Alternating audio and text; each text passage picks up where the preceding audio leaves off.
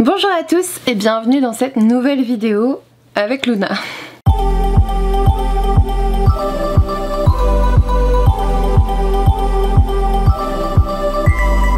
Dans cette vidéo, je vais vous parler de 5 ouvrages, 3 romans, un manga en premier tome et un comics. On va d'abord commencer par Mission Divine de Stéphane Durand-Soufflant aux éditions L'Iconoclaste.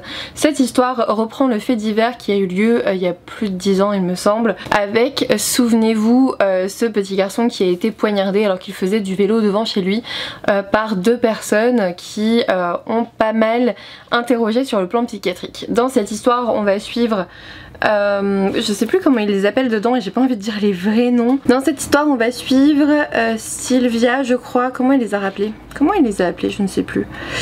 Sylvia et Étienne. C'est ça, Sylvia et Étienne. Sylvia va rencontrer Étienne dans un bar, rien de très compliqué. Étienne va déjà être très particulier à ce moment-là, il vit avec sa maman, il est assez particulier, pas très bien intégré. Et il va décider de suivre Sylvia sur les routes de France. Pendant des années et des années, ils vont sillonner les routes de France en sachant que Sylvia, c'est une... grande originale, on va dire ça comme ça, c'est-à-dire qu'elle se fait appeler Sa Majesté, elle sait plein de choses, elle dit que plein de choses vont arriver, elle est délirante. En fait, je pense pas que ça soit un spoil que je vous le dise parce que globalement c'est le fait divers qui est comme ça, c'est la reprise du fait divers. Elle est totalement délirante, elle dit qu'ils sont investis d'une mission divine et voilà, ils sont en perpétuelle collaboration avec je sais plus l'Australie, les différents gouvernements et tout, enfin bref. Et Étienne, lui il y croit à fond, elle est Sa Majesté, lui il est le roi d'Australie et voilà, ils sont à fond dans leur délire, ils délirent globalement à deux. Sylvia, elle, on voit que ça se superpose à la réalité, donc moi j'ai bien aimé ce diagnostic de paraphrénie. C'est clairement un type de psychose où vous avez ce délire qui est extrêmement foisonnant, il n'y a pas de souci, il est très riche chez Sylvia, mais elle garde encore conscience de la réalité pour le coup. Elle est, enfin conscience de la réalité, comment vous dire, ça superpose vraiment à la réalité. Et Étienne, lui... on le découvre petit à petit, c'est un petit peu compliqué, je peux pas vous dire, je peux pas tout vous dire non plus, sinon ça a aucun intérêt de lire le roman, mais voilà, on le découvre petit à petit, on se pose plein de questions, même en tant que psychiatre, voilà, même quand tu as l'habitude de voir des patients délirants, tu te poses plein de questions dans ce roman et tu t'en poses encore à la fin. Je pense que ce fait divers réel là n'arrêtera pas non plus de nous poser des questions. En gros, ce qui s'est passé, c'est qu'à un moment donné, il y a eu ce garçon, ce petit garçon qui a été poignardé, et quand on les interroge sur pourquoi ils l'ont poignardé, je crois qu'il y a eu plus de 40 coups de couteau quand même, ils vous disent que c'était pour remonter le temps, je crois, quelque chose comme ça. Enfin voilà, quelque chose de totalement délirant. Leur mission était mise à mal, il y avait je sais plus qui parlait dans la tête, j'imagine qu'il y avait des voix, des choses comme ça. Et voilà, en fait la question de ce roman... Tu peux arrêter.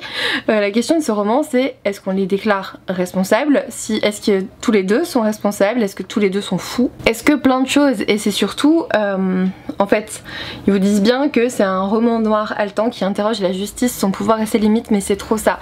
En fait techniquement la loi veut que, d'après je sais plus quel article parce que je suis pas avocate, il y a un article de loi qui dit que vous pouvez être déclaré irresponsable de vos actes, c'est-à-dire que vous pouvez être déclaré comme non responsable et aller en hôpital psychiatrique plutôt qu'en prison.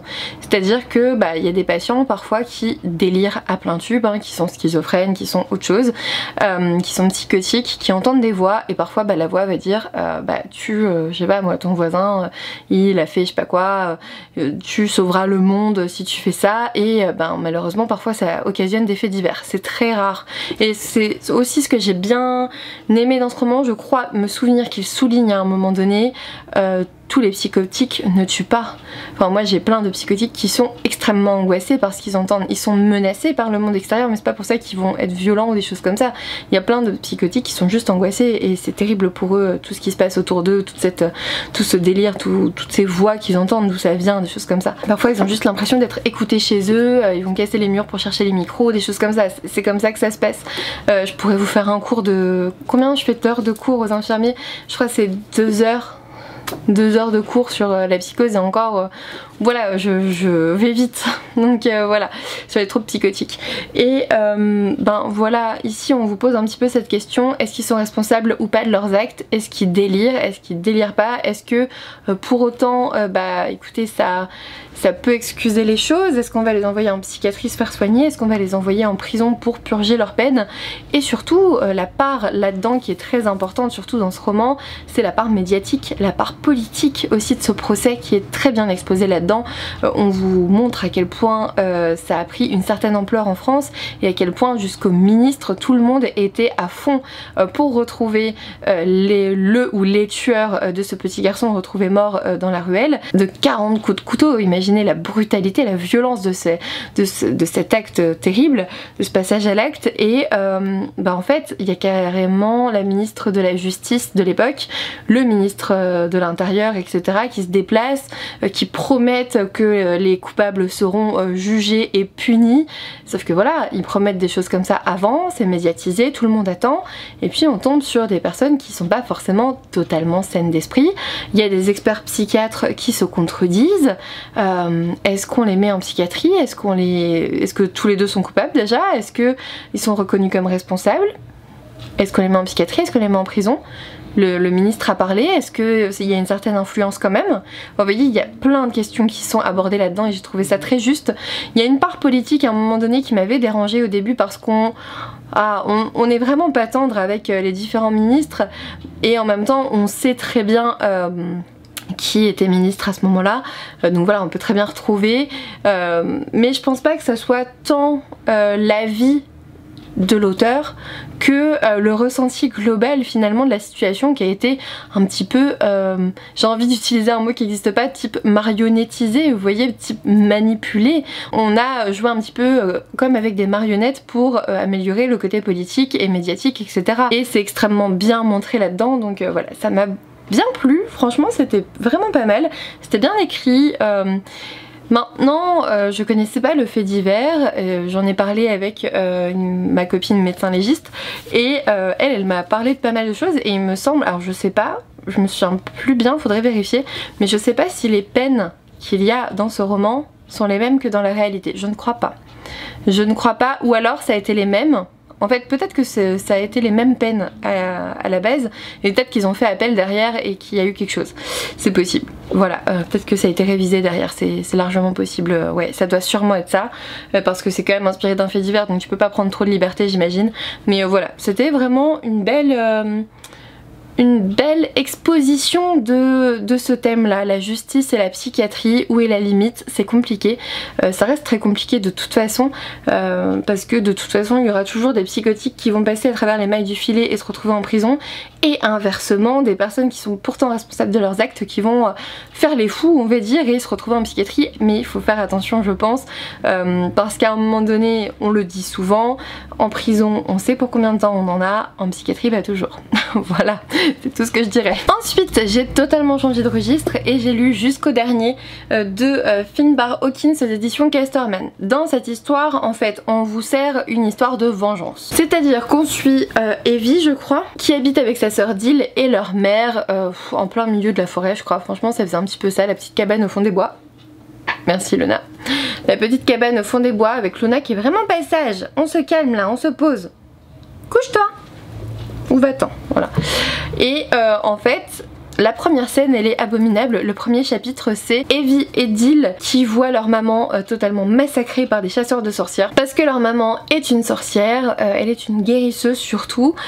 On est toujours à la limite entre la magie, les plantes, etc. Vraiment niveau sorcière on n'est pas méga servi dedans, on a certains clans de sorcières mais voilà, il n'y a pas tant de magie que ça sauf sur la fin. Et moi je m'attendais à cette vengeance. On vous annonce, comment c'est écrit, une sorcière, 4 assassins, une implacable vengeance. Mais en fait, Evie, c'est pas du tout ce qu'elle fait, hein. Moi je pensais avoir face à moi une jeune fille forte qui va venger sa mère et qui va être implacable, comme... Voilà, une implacable vengeance. Et bah je me suis globalement ennuyée, hein. Je vais être tout à fait honnête avec vous, j'ai pas vu l'intérêt de cette lecture et je l'oublierai très vite. Je vais me débarrasser de ce roman après cette update lecture, soyons tout à fait honnêtes. Je n'ai... Alors la vengeance est là, ok, mais les mecs ils finissent par mourir un petit peu parfois par hasard, hein. C'était du bol quand même, enfin c'est pas vraiment du savoir-faire, c'est pas implacable, c'est oui ok elle est déterminée mais bon c'est compliqué. Moi je pensais avoir un aspect historique un peu plus intéressant parce que on est quand même dans la chasse aux sorcières du XVIIe siècle, 1650 à peu près, si je me trompe pas. Et forcément je m'attendais à une certaine empreinte historique quand même, parce que ça a vraiment existé en Angleterre, ça, cette chasse aux sorcières. Et bon, pas tant que ça. Pas vraiment en fait, pas vraiment. Et puis je vous dis, c'est un petit peu au petit bonheur la chance quoi. Elle tombe sur un tueur, c'est ah, il ressemble à celui qu'on m'a décrit, et bim il meurt. Ah bah bien joué, magnifique chance, mais c'est pas elle forcément qui le tue à chaque fois quoi. C'est vraiment, je vous dis, d'heureuses coïncidences, enfin c'est pas une implacable vengeance du tout. J'ai été déçue, Evelyne des oiseaux, comme elle est, c'est son nom de sorcière je crois, Evelyne des oiseaux, Evie. Il y a des scènes de magie assez intéressantes, la fin est pas mal, c'est assez rythmé, voilà, on se demande un petit peu, voilà, c'est le gros final, il fallait quand même un truc rythmé. Mais à part l'histoire entre Evie et Dill, donc les deux sœurs, et à part cette histoire de sororité qui est assez intéressante, parce que elles se rejettent, elles s'aiment, elles s'adorent, elles se soutiennent, machin. Voilà, cette histoire de sororité j'ai bien aimé, mais parce que je suis très proche de ma sœur, donc ça m'a un petit peu parlé. Elles sont pas si proches que ça, mais elles apprennent à se rapprocher au fil du roman. Et ouais, c'est tout ce que je retiendrai de ce roman, c'est vraiment cette histoire de sororité intéressante, vraiment. Mais la vengeance, non, pas du tout, enfin... Voilà, je suis déçue, je vais pas vous le cacher. Je sais même pas quoi dire d'autre sur ce roman parce que j'ai... Voilà, c'était un gros bof. J'aurais aimé ne pas le lire en fait. C'est pas que... Si, il y a eu une expérience assez désagréable, j'ai pris aucun plaisir à cette lecture en fait, vu que je m'attendais vraiment à mieux, vu que je m'attendais beaucoup mieux, forcément j'ai pas pris vraiment de plaisir. Et en fait c'est pas que je regrette de l'avoir lu, parce que voilà, il faut pas avoir ce genre de regret dans la vie, c'est quand même triste, mais si je l'avais pas lu c'était pas grave quoi. Enfin, c'est un petit peu ce que je me dis. Donc voilà, déçue de cette non-vengeance en fait, enfin de cette vengeance non implacable, cette vengeance heureuse, on va dire ça comme ça, voilà. Et ensuite j'ai enchaîné sur un roman que je devais absolument présenter en live, donc je vous en ai déjà un petit peu parlé dans le live qu'on a fait avec les filles pour le club de lecture des indépendants. Je vous laisse le lien forcément en barre d'infos, enfin surtout dans le petit i en fait. J'ai lu Rose éternelle d'Ophélie Duchemin aux éditions Plume Blanche. La couverture est juste magnifique, hein, je sais pas si vous la voyez, mais l'objet livre il est dingue. Par contre attention, on m'a dit dans l'oreillette que si vous vouliez ces détails de reflets etc sur la couverture, fallait pas commander sur Amazon mais directement sur Plume Blanche, parce qu'apparemment sur Amazon il y a beaucoup moins de détails. Voilà, je vous le dis, vous en faites ce que vous voulez. Pour le coup, Rose éternelle d'Ophélie Duchemin a été un coup de cœur pour moi, je vais pas vous le cacher plus longtemps, ça a été un coup de cœur. Pourquoi? On est dans une réécriture de La Belle et la Bête. J'ai acheté ce roman à sa sortie en 2020 je crois apparemment. Il me semble que c'est 2020. Oui 2020, parce que je crois que c'était durant les clubs de lecture Virtualif que je l'ai acheté. Et franchement j'aurais pu le lire tout de suite, j'aurais pu, mais j'étais tellement certaine de l'adorer que je crois que je l'ai gardé inconsciemment dans ma pile à lire en mode tu le liras quand tu en auras besoin. C'est-à-dire qu'il y a ces romans, vous savez que vous allez les aimer, c'est sûr, ça se voit. Vous avez lu certains avis, c'est sûr que vous allez l'aimer, mais bah là tout de suite vous allez bien, vous en avez pas besoin. Et vous le gardez pour un moment où ça va un peu moins bien. Là pour le coup je l'ai gardé finalement pour le club de lecture des indés, mais c'était aussi en ce moment c'est un petit peu un passage à vide pour moi. Et bah franchement ce roman il m'a fait un bien fou, mais vous n'imaginez pas. Et en plus avoir un coup de cœur comme ça pour ce roman, mais ça m'a aidé de fou. Surtout la rencontre avec les filles du coup et Ophélie Duchemin à qui j'ai pu parler du coup, même si c'est virtuel, enfin on peut quand même échanger, et ça aussi c'est chouette. Bref, ah oui j'ai le petit marque-page, il ne manque plus que la dédicace dedans. Mais voilà, en gros c'est une réécriture de La Belle et la Bête. Vous avez Méliane qu'on apprend à découvrir sur à peu près 100 pages dans sa vie avec son père, son frère et sa sœur. Il y a cette histoire de fraternité qui est assez importante entre donc elle avec Nicolas son frère, qui est un personnage assez intéressant. Kathleen que j'ai détesté sa sœur, c'est vraiment l'archétype de la jeune femme de je sais plus quel siècle, 18e aussi peut-être, sûrement, je sais plus, 18e je pense, ouais, 18e, voilà, c'est l'archétype de la jeune fille dans dans cet univers au 18e, vraiment c'est superficiel, elle est stupide, elle veut le bon parti même si c'est un infâme psychopathe ou pervers, ça dépend. Voilà, j'ai oublié de vous dire le plus important dans ce roman, enfin pas le plus important mais il y a une carte, donc en fait si vous voulez, si je devais résumer ce roman, ça serait une réécriture de La Belle et la Bête avec un univers développé et des personnages super développés.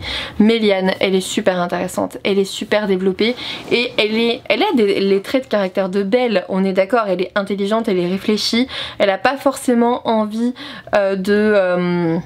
de se marier, de choses comme ça, c'est pas son trip en fait, trouver le bon parti, elle s'en fout, elle voit bien que celui qui la courtise est un infâme connard et du coup elle va pas du tout là-bas. Ce que j'ai bien aimé aussi c'est que c'est pas forcément la femme avec la super taille fine etc, elle a des courbes, ça, on vous le dit, mais bon elle reste cette magnifique beauté qui s'ignore, c'est un cliché d'accord, mais avec moi ça l'a fait quand même parce que ça reste une réécriture de contes et dans tous les contes je suis désolée mais les héroïnes ce sont les plus belles du monde, c'est tout. Citez-moi Blanche-Neige, Cendrillon, voilà, elles sont toutes magnifiques et elles l'ignorent, c'est tout.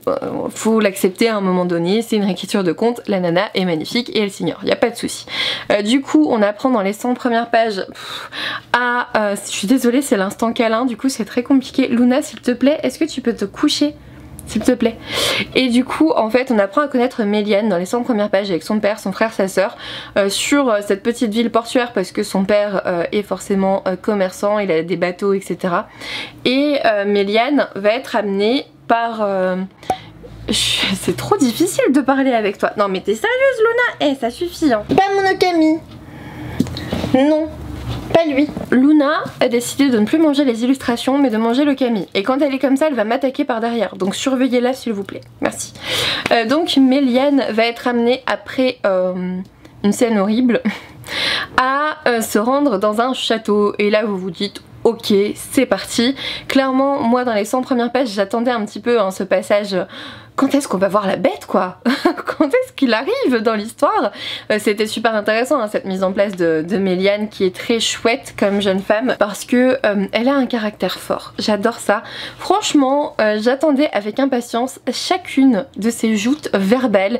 Elle a un sens de la répartie, c'est cynique, c'est sarcastique, c'est à mourir de rire. Il y a plusieurs fois où je me suis esclaffée devant mon roman. D'ailleurs je lisais avec Victor qui a détesté ça du coup parce que lui aussi en gros dès que je lis, quand on lit ensemble il a beaucoup de mal, j'ai beaucoup de réactions devant mes romans, c'est assez drôle je pense, mais voilà lui ça le saoule parce que dès que je m'esclaffe il sort de sa lecture et il me regarde et je me souviens qu'avec cette lecture là ça m'est arrivé plusieurs fois. Méliane elle a un caractère fort, elle est super intelligente, elle est super intéressante et elle est aussi, il y a cette forme de tolérance aussi chez elle, cette forme d'affection qui est très intéressante. J'ai adoré l'histoire de la bête. Il faut vous le dire, c'est pas, on n'a pas la rose sous cloche et tout ça, c'est plus compliqué que ça.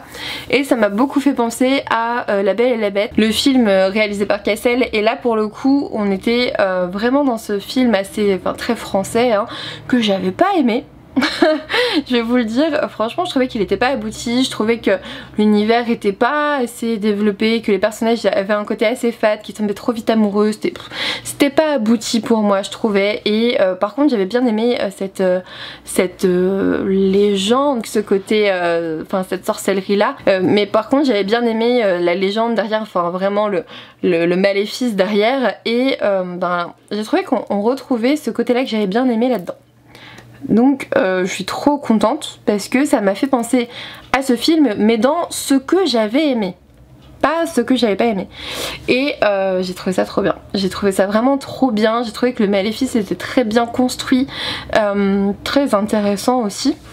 Il y a pas mal de personnages secondaires, il y a pas mal de personnages que vous connaissez de La Belle et la Bête qui sont présents. Il y a Madame Samovar, il y a qui est Maddy je crois, il y a son fils, la tasse ébrichée, hein, coucou Audrey, désolée c'est la petite blague. Il y a Gaston, mais Gaston je l'ai retrouvé dans plusieurs personnages et ça aussi c'est chouette. Parfois vous en avez plusieurs qui peuvent être apparentés au personnage de La Belle et la Bête. On a clairement, moi j'ai retrouvé Lumière et Big Ben, voilà, qui ont d'autres prénoms mais leurs rôles sont bien présents. Il y a plein de choses comme ça, il y a vraiment plein de personnages comme ça et plein d'autres aussi. Plein d'autres personnages qui sont très chouettes à découvrir. Les personnages sont développés, je vous dis, l'univers il est riche et surtout en fait c'est un premier tome, c'est à dire que la réécriture de La Belle et la Bête c'est fini, c'est bon, on a voilà, je vais pas vous spoiler La Belle et la Bête mais on a quand même à un moment donné la fin du Maléfice par un moyen X ou Y et même en fait après la fin du Maléfice c'est pas fini. C'est pas fini et on ouvre sur le reste du royaume, ce qui est plutôt chouette. Et du coup le tome 2 on va dire concernera la petite sirène, elle nous l'a dit en live, la couverture elle est dingue, je vais vous la mettre tout de suite et il sortira en 2022 normalement, en juillet 2022 je crois c'est prévu chez Plume Blanche et bah là pour le coup on va rejoindre la petite sirène et moi je vais griller parce qu'à la fin de ce tome là il y a un personnage clairement qu'on peut apparenter justement à la petite sirène et je me suis dit tiens, est-ce une ouverture? Parce qu'en fait, on n'a quand même pas toutes les réponses à nos questions. En ce qui concerne La Belle et la Bête, en effet, toutes les portes qui ont été ouvertes durant ce roman concernant La Belle et la Bête, c'est fermé. Mais concernant l'univers, il y a plusieurs zones d'ombre. Il y a un personnage qu'on retrouve pas forcément sur la fin alors qu'il a l'air super important dans plein de choses, dans des complots, dans des trucs. Oui, parce qu'il y a aussi beaucoup de complots politiques dans ce roman vu qu'on est dans un univers avec forcément une famille royale et la bête fait partie du château, donc je vais pas vous faire un dessin mais voilà. Et voilà, j'ai beaucoup aimé cette histoire de Méliane et d'Adrienne qui clairement sont trop chouettes. J'adore La Belle et la Bête, vraiment gros coup de cœur pour ce roman, tout était là, tout ce que je recherchais dans ce roman était là. Si les réécritures de contes vous font pas peur, parce que moi clairement, habituellement les réécritures de contes j'en lis pas. Je lis pas les Hachette et tout ça parce que ça me fait un petit peu peur et je me dis vas-y, pourquoi en fait, pourquoi lire ça, mais dès que ça concerne La Belle et la Bête je fonce tout de suite. Donc j'espère que j'aimerai autant La Petite Sirène, parce que là pour le coup La Petite Sirène c'est pas forcément mon Disney préféré et même je dirais que je l'ai apprécié très tardivement parce que petite j'avais tellement peur d'Ursula, mais tellement peur d'Ursula et de sa scène là où elle lui pique sa voix dans l'espèce de grotte sous-marine là, j'avais tellement peur d'elle, j'en faisais des cauchemars je crois. Je crois me souvenir de ça et du coup est-ce que je vais apprécier ce roman de La Petite Sirène? Franchement avec sa plume je pense que oui, j'ai vraiment très peu de doutes mais voilà. Et au niveau de la mise en page je vous montre à quel point c'est beau.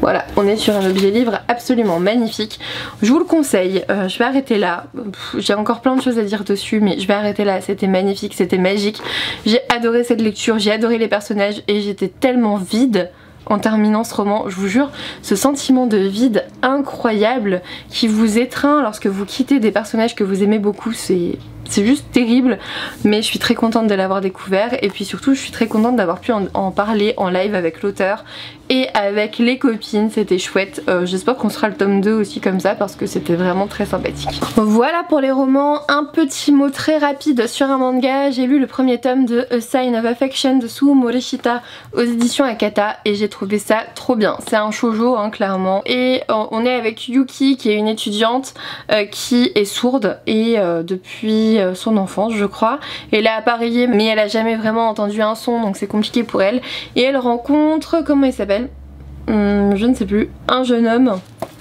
c'est dommage qu'ils ne aient pas dit comment il s'appelait, j'ai oublié, je l'ai mis dans mon avis Instagram mais j'ai oublié.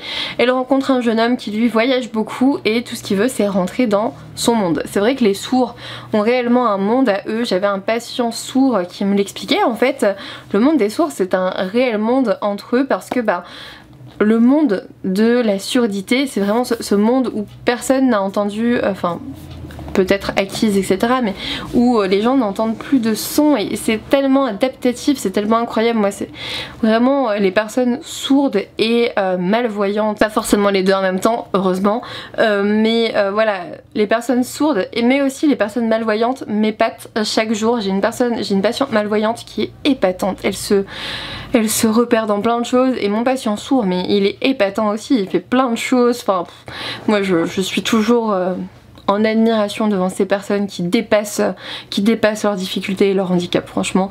Et du coup j'avais très envie de découvrir ce manga et c'est juste trop mignon. Bon la jeune fille elle est très... comment dire, très naïve, très fragile, très tout ça. J'aurais bien aimé avoir une sourde très forte, mais bon écoutez c'est tout.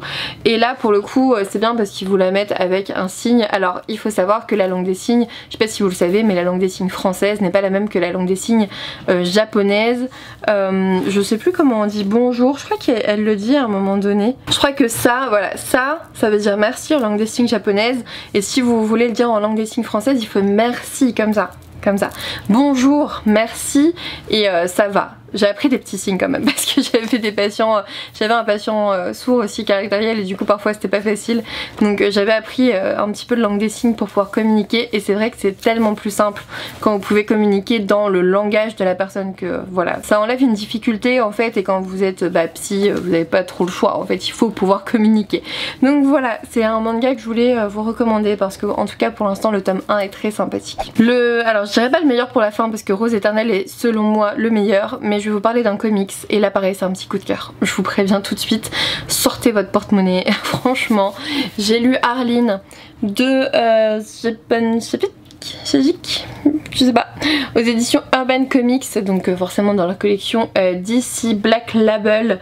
On est sur 224 pages de Harley Quinn. Harley Quinn c'est mon personnage favori. Je vous en ai déjà parlé dans ma vidéo les graphiques dans la littérature parce que je venais juste de le terminer et c'est ma recommandation graphique de fou niveau comics. En gros, dans cette histoire, on suit le docteur Harleen Quinzel. Je crois que c'est ça son vrai nom, Harleen Quinzel, qui est je pense interne en psychiatrie. Je pense parce qu'elle a son travail de recherche, son travail de thèse, et en fait son travail de recherche c'est sur les psychopathes et notamment ce qui leur a détruit leur centre de l'empathie. Donc en fait elle veut, je crois, prouver que l'empathie leur a été finalement, enfin est devenue déficiente, inexistante suite à une accumulation de violences, de traumatismes, de choses.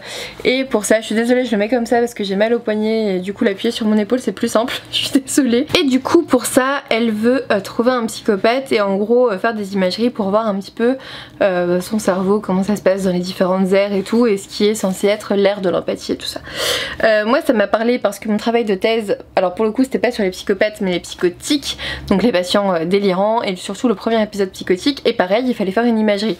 Donc ça m'a un petit peu parlé je vous avoue, et enfin fallait faire IRM, scanner etc, et j'ai étudié ça dans ma thèse. Et là voilà, il y a ce parallèle là que j'ai fait. J'espère que je n'aurai pas la même finalité qu'Harley Quinn hein, quand même. Ça reste mon personnage préféré, c'est une psychiatre qui est tombée tout au fond de l'abîme de la folie, et c'est toujours intéressant de voir ce qui l'a fait vriller en fait, ce qui l'a fait décompenser. Et ce comics c'est à propos de ça. C'est à propos de sa première rencontre avec le Joker lorsqu'elle a été menacée de mort finalement et épargnée, et cette fascination morbide qu'elle va avoir pour lui malgré toutes ses rencontres de psychopathes hein, parce que dedans il n'y a pas que le Joker qu'elle va rencontrer, elle va rencontrer Poison Ivy et tout ça, enfin elle va rencontrer plusieurs, et à chaque fois il y a un parallèle entre elle et le Joker. Franchement au niveau des dessins le Joker est carrément sexy hein, dans ce comics. Franchement il est très attirant, je vais vous le dire tout de suite. Vous n'êtes pas dégoûté par le Joker, vous le voyez je pense tel que Harley Quinn le voit, c'est-à-dire splendide j'ai envie de vous dire. Voilà, vous avez souvent le parallèle comme ça entre le Joker, Harley Quinn, et voilà. C'est assez chouette comme façon de faire. Mais voilà, j'ai trouvé que oui, le Joker était assez attirant là-dedans, il n'y a pas de souci, vous comprenez pourquoi elle est attirée au premier abord. Et surtout, en fait, vous comprenez que sa façon, enfin, elle est tombée au fond de l'abîme de la folie, on va dire ça comme ça. Cette image est très bien représentée dans ce comics. Elle tombe au fond de l'abîme de la folie en voulant à tout prix en tirer le Joker. C'est-à-dire que plus elle va essayer de l'aider, et plus en fait lui il est en train de reculer pour l'attirer au fond, et c'est trop bien fait, c'est superbement bien fait, psychologiquement c'est super intéressant, et je peux que vous le conseiller, que vous aimiez Harley Quinn ou pas. J'ai trouvé ce comics mais extrêmement bien fait, et voilà, en fait vous la voyez sombrer petit à petit, faire n'importe quoi, vraiment de passer de la psychiatre de base, hein, vraiment l'interne en psychiatrie sérieuse, qui fait sa recherche, qui fait ses études etc, vers celle qui va totalement perdre pied, totalement décompensée et pouvoir elle aussi devenir une criminelle. Alors je vous l'ai dit, dedans vous avez d'autres personnages, vous avez forcément Batman, Poison Ivy, vous avez Double Face, etc. Enfin voilà, il y a plusieurs histoires qui se télescopent, mais j'ai trouvé ça génial. Psychologiquement parlant, j'ai trouvé ça très bien de découvrir cette plongée dans l'abîme de la folie d'Harley Quinn. J'ai adoré ce comics et je vous le recommande chaudement.